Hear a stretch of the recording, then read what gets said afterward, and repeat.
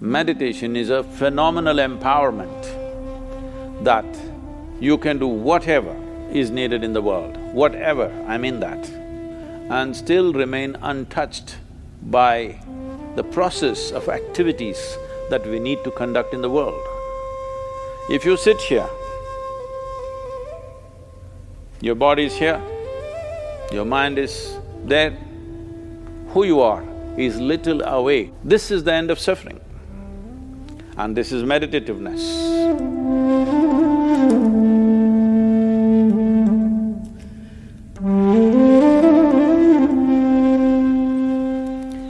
Namaskaram.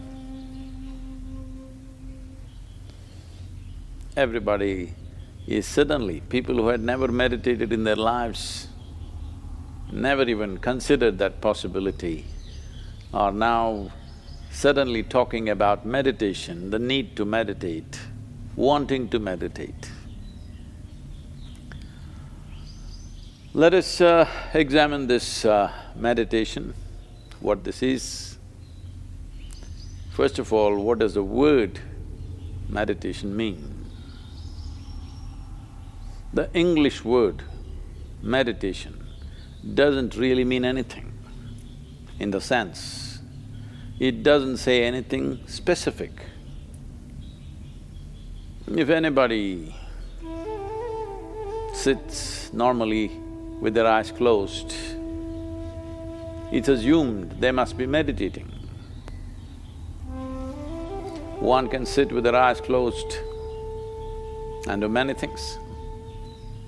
You can do japa, tapa, dharana, dhyana, samadhi, shunya, samyama, or you might have just mastered the art of sleeping in vertical postures.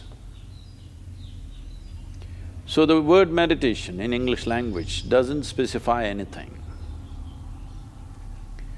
Generally we assume, or generally people assume that meditation means dhyana. In Tamil Nadu it's dhyanam, if you go little north it's dhyana, if you go really up north it's dhyan. If you go further up it becomes chan, if you go little more east it becomes zen. Same thing. So, what is this dimension that we are trying to describe with this word meditation?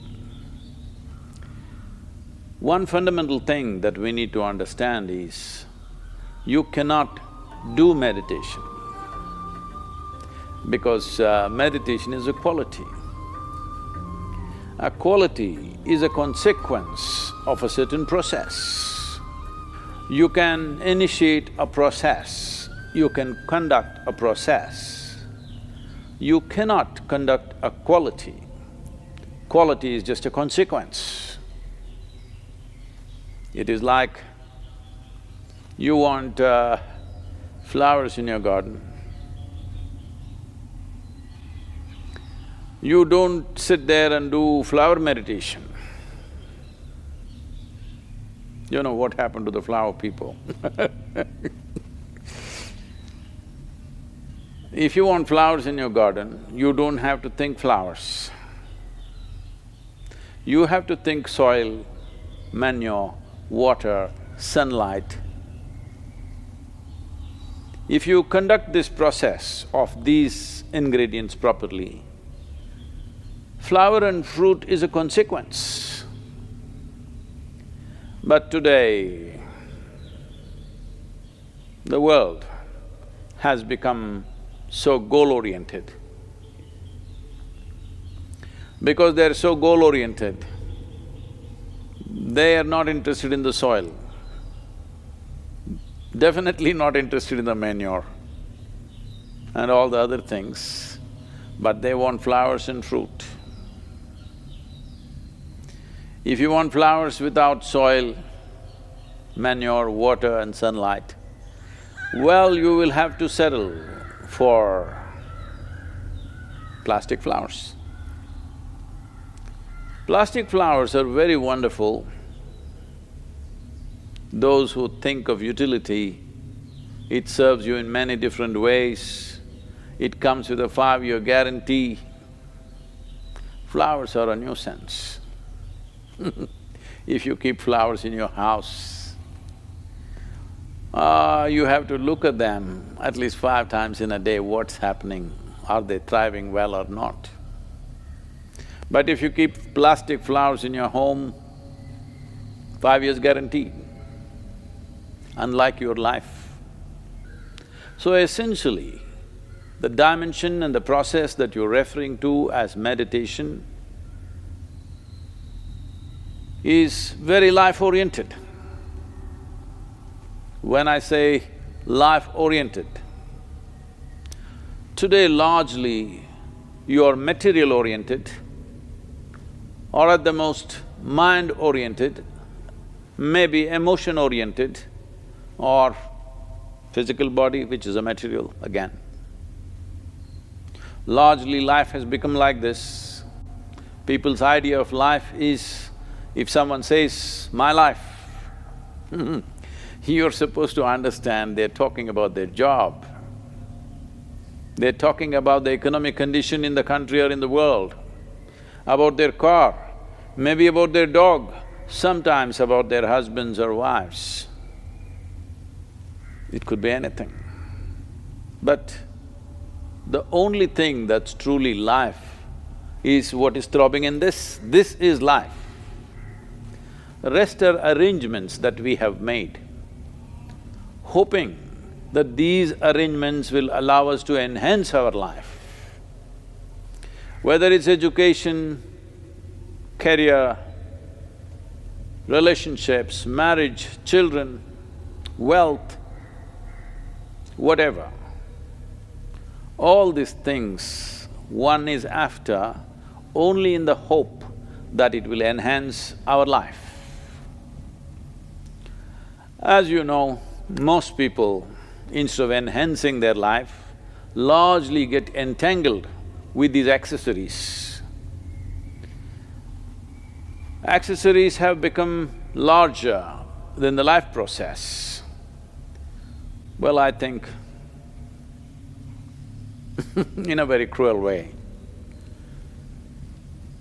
The virus is bringing focus on the life. You suddenly understand your expensive home has become a prison. Your expensive car is as good as junk because you can't drive it, at least for some time. So now naturally a whole lot of people are asking all over the world, how to meditate, what should I do? As I said, you cannot meditate, but you can become meditative because it's a quality. If one cultivates their body, mind, emotion and energies to a certain level of maturity, you will be naturally meditative 24 hours of the day. Meditation is not an impairment that if you're meditative, you have to close your eyes and be limited to one place. Meditation is a phenomenal empowerment that you can do whatever is needed in the world, whatever, I mean that. Whatever is needed in the given situation and still remain untouched by the process of activities that we need to conduct in the world. This empowerment or without this empowerment, in fact a human being is crippled because if what you have to think, feel, understand and act in the world is going to rub off on you in such a big way, naturally you will hesitate to do what is needed. Naturally you will avoid doing things that need to be done. In a way, the moment you are in a state where your own activity and the activity of the world around you and the activity of your mind and your emotion, once they are impacting you every moment of your life, then in some way you will cripple yourself because naturally you would want to keep the scale of your life very limited because activity, thought, emotion, involvement with life can cause enormous amount of suffering. Once there is fear of suffering, knowingly or unknowingly, you will limit the scope and possibilities of your life. Meditation means just this, in a very simple way if we have to put it. If you sit here, your body is here, your mind is there, who you are is little away from these two dimensions of physical body and mental accumulations. These two accumulations of body and mind, if a little space arises between you and this is the end of suffering. And this is meditativeness.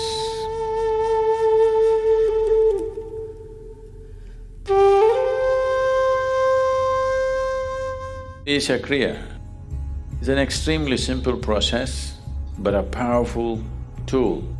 These three ingredients, your breath, your thought and your awareness, in the right combination, if you use them, your ability to use the mind and the body is so greatly enhanced that you almost look superhuman for somebody else. But I'm telling you, this is human. This is not about being superhuman. This is about realizing being human is super.